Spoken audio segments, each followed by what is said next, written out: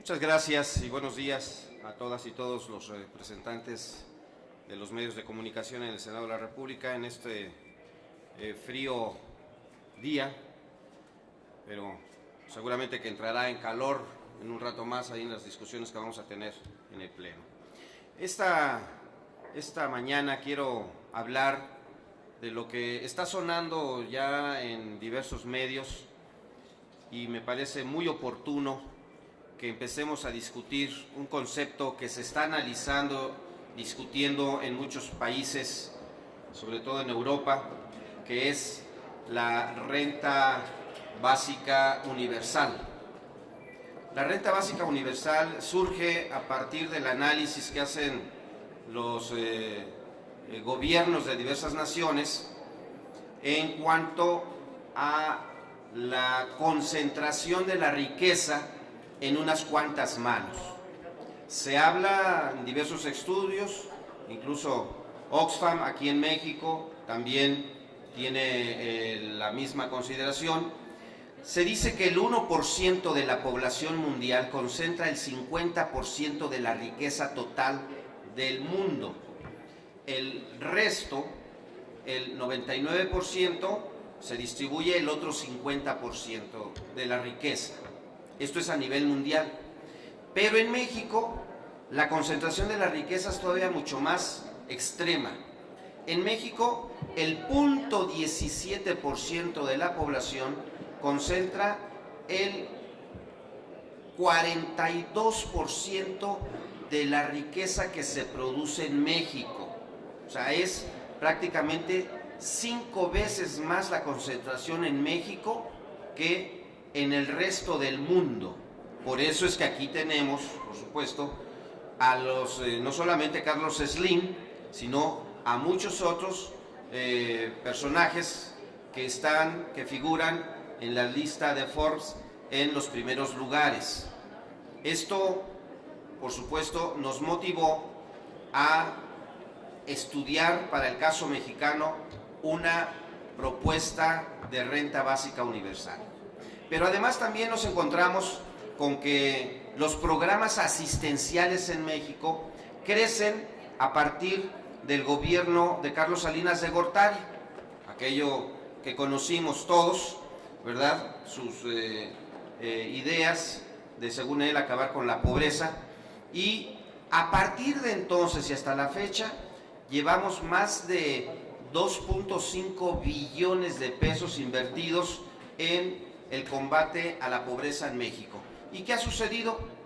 Pues sucede que simple y sencillamente el número de pobres crece en el país, el porcentaje se mantiene, el 52% de pobres allá cuando Carlos Salinas de Gortari era presidente, se mantiene ahora exactamente igual, ¿verdad? Claro, ahora hay 12 millones más de pobres, pero porcentualmente sigue siendo exactamente lo mismo, aún después de la aplicación de más de 2.5 billones de pesos en México para ese fin.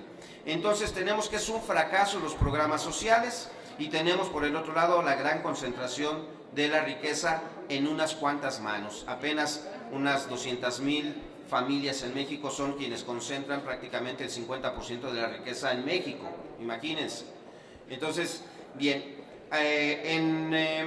en abril del 2015 presenté aquí en el Senado de la República una propuesta de reforma, una iniciativa para reformar el artículo 25 constitucional que permite ligar algo que yo le llamé para México el ingreso básico ciudadano, ¿sí? Tomando el caso para México, y lo ligo con el Sistema Nacional de Planeación Democrática, que es justamente lo que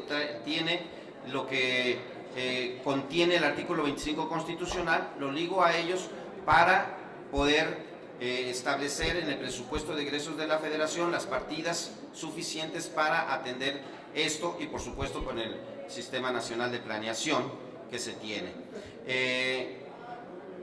Esto es un derecho humano, lo vemos como un derecho humano y se trata de establecer un piso mínimo de subsistencia para todas y todos los mayores de 18 años.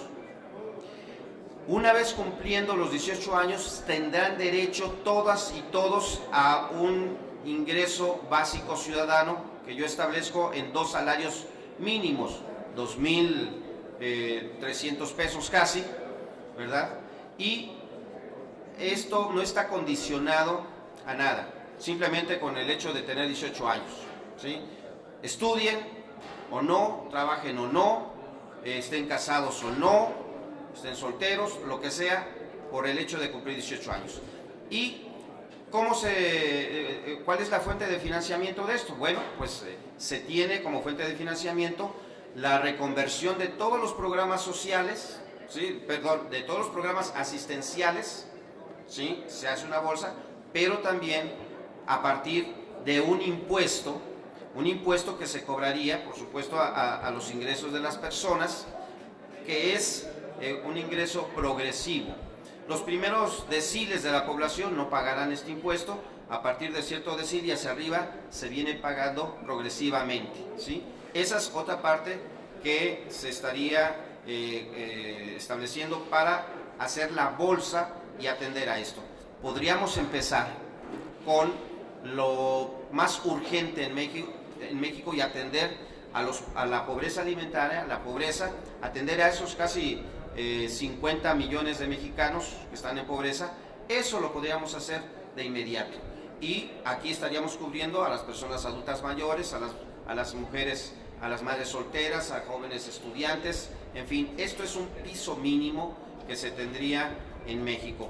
Y se está discutiendo porque entra en la plataforma, en el programa de gobierno del Frente Ciudadano por México, una idea que la izquierda ha mantenido durante estos años y que es muy oportuno que discutamos. Quiero decirles que mi iniciativa se fue a la Comisión de Puntos Constitucionales, de Hacienda y de Estudios Legislativos primera, pero ahí está, no se ha discutido. Entonces lo que vamos a hacer ahora, aprovechando esta oportunidad, es hacer una excitativa para que estas comisiones trabajen, esto lo analicen y veamos en el Senado qué respuestas se tienen. Se han hecho y pude yo coordinar un seminario internacional justamente con gente especialista de varias partes del mundo que son especialistas en el tema y que son de la red de renta básica, la red mundial de renta básica universal. Estuvimos aquí en este seminario internacional del 19 al 21 de abril del 2016 y estuvo, por ejemplo, Daniel Raventós de España, que es un especialista, todos son especialistas internacionales en el tema. Daniel Raventós de España, Rolf Kunding de Suiza, Bill Beiko de Finlandia, Jürgen de Whisper de Finlandia también, Eduardo Suplicy de Brasil, y todos ellos coinciden en que México podría tener estas características. Hoy hay algunos ejemplos en el mundo.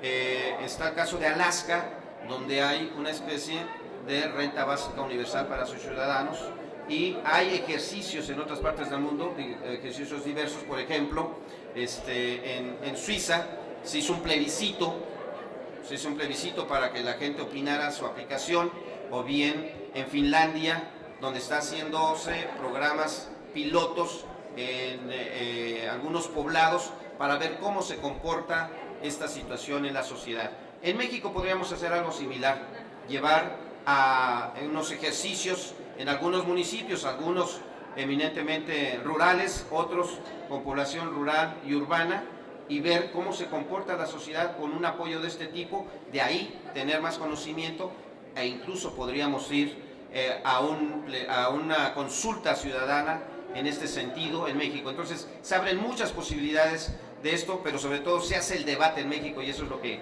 me anima mucho. Mayen de Capital México.